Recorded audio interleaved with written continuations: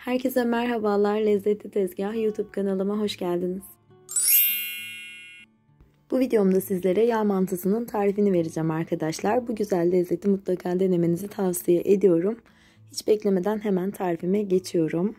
Su bardağı ölçüm 220 ml, çay bardağı ölçüm 125 ml arkadaşlar. 4,5 su bardağı unu yoğurma kabıma aldım. İçerisine 1,5 tatlı kaşığı tuz, 1 çay kaşığı şeker, 1 paket instant maya ekledim. Tabi ortasını havuz gibi açtım gördüğünüz gibi. Ve yarım su bardağı ılık suyu ekledim. Ve 5 dakika köpürmesi için, mayanın aktif hale gelmesi için bekledim. Maya aktif hale gelince içerisine yarım çay bardağı sıvı yağ ekledim. Ve 1 su bardağı daha suyunu da ekliyorum. Ve hemen yoğurmaya geçiyorum. Verdiğim ölçüler tam ölçülerdir arkadaşlar. Herhangi bir un ilavesi, su ilavesi yapmadım. Tabii ki yine kullandığınız bardak ölçüsüne göre, ununuzun kalitesine göre değişebilir arkadaşlar. Ona göre su miktarınızı, un miktarınızı ayarlarsınız. Bakın şu kıvamda bir hamur elde ettikten sonra üzerine bir streç film çekiyoruz ve 1 saat mayalanmaya bırakıyoruz hamurumuzu. Hamurumuz mayalanırken biz de içerisine iç olarak hazırlayacağımız kıymalı harcı yapacağız. Kıymalı harç için kullandığım malzemeler 250 gram kıyma, 1 adet orta boy soğan, 1 tutam da maydanoz. Soğanları bu şekilde yemeklik doğradıktan sonra tavaya aldığım kıymanın üzerine soğanlarımı döküyorum. İkisini aynı anda kavuracağım arkadaşlar. Ama maydanozları en son ekleyeceğim için ince ince kıydığım maydanozları tekrar tabağa alıyorum. Önce soğanlarımı ve kıymayı kavuracağım. Daha sonra maydanozlarını ilave edeceğim üzerine. Şöyle ocağımı yakıyorum. İçerisine 2 yemek kaşığı kadar sıvı yağ ilave ettim. Kıyma ve soğanı güzelce kavuruyorum.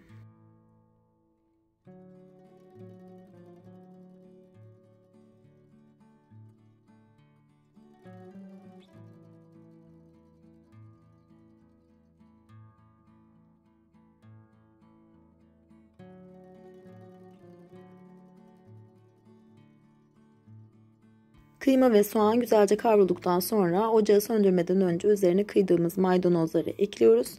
Ve şöyle bir karıştırdıktan sonra ocağımızı artık kapatıyoruz.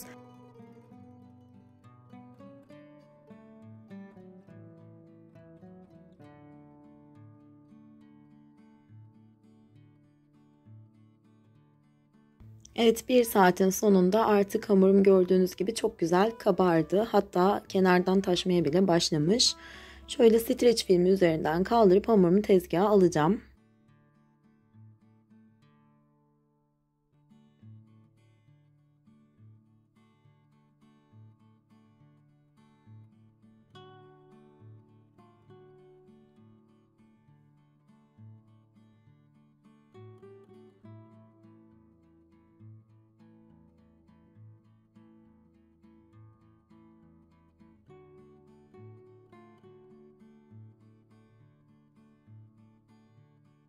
Hamurum çok güzel mayalandı arkadaşlar. Gördüğünüz gibi yumuşacık, biraz ele yapıştığı için üzerine ve tezgaha un serptim.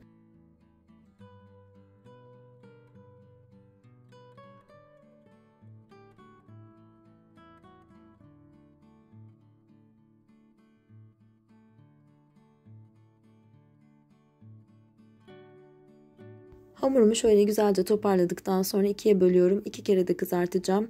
Eğer tezgahınız genişse, hepsini aynı anda yapmak isterseniz hepsini de birden açıp yapabilirsiniz arkadaşlar.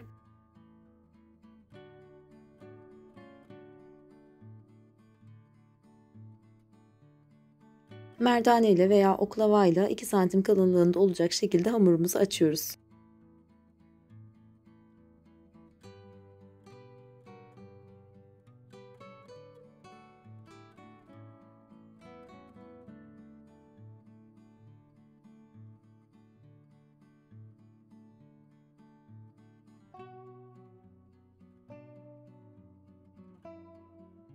Hamurumuzu açarken yuvarlak değil de şu şekilde kenarlarından düzelterek kare açmaya dikkat edelim. Çünkü şu şekilde küçük kare parçalar keseceğimiz için işimiz daha kolaylaşacak.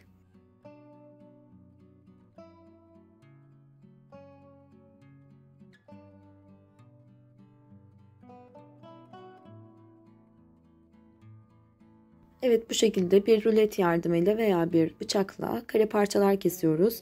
Bakın kenarlarındaki fazla kalan kısımlarını da diğer hamura ekleyebiliriz. Veya dilerseniz o şekilde de kızartabilirsiniz. Kare şekilde kestiğimiz hamurların ortasına birer tatlı kaşığı hazırladığımız kıymalı harçtan ekliyoruz.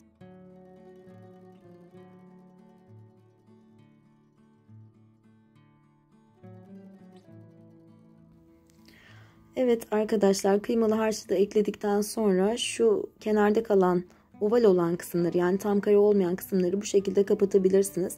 Özellikle onları o şekilde kızartmadım ki onları da nasıl kapatacağınızı görün diye. Gelelim gerçek şekline. Köşelerden değil arkadaşlar, kenarlardan kapatıyoruz bu hamuru. Her dört kenarı da bu şekilde ortada birleştirerek yapıştırıyoruz ve bu kadar basit. Aslında çok basit yapması. Bakın, her kenarı ortadan birbirine yapıştırıyoruz. Bakın, bu şekilde çiçeğe benzer bir şekil çıkıyor ortaya.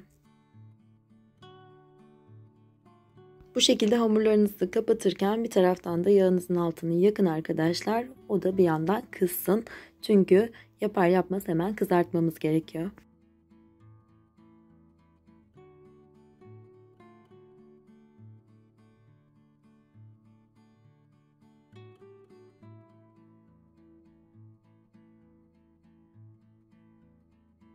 Evet arkadaşlar, hazırladığımız mantıları orta ateşte kızdırdığımız yağın içerisine ters bir şekilde bırakıyoruz.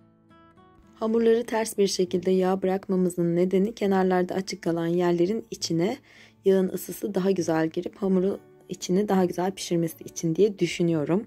Eğer bunun farklı bir nedeni varsa da yorum kısmına yazın, ben de öğrenmiş olurum.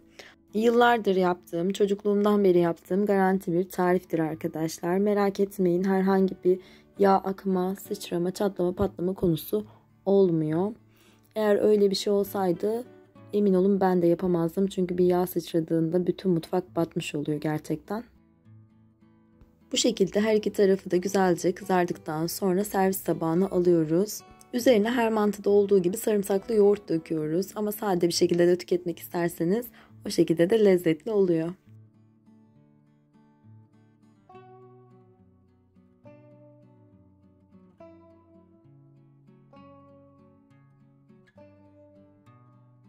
Sarımsaklı yoğurdun üzerine de bir miktar yağda kavrulmuş salçayı döküyoruz arkadaşlar. Yani tıpkı mantıda olduğu gibi aslında. Evet arkadaşlar, bir videomun daha sonuna geldim. Umarım beğenmişsinizdir. Beğendiyseniz beğen butonuna tıklamayı, kanalıma hala abone değilseniz abone olmayı lütfen unutmayın. Bir sonraki videomda görüşmek dileğiyle. Kendinize çok iyi bakın. Hoşça kalın.